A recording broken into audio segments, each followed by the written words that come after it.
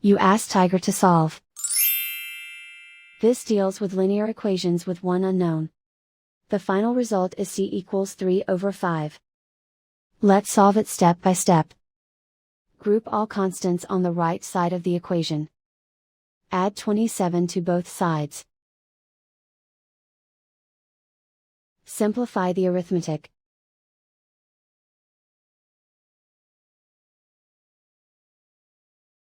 Isolate the c.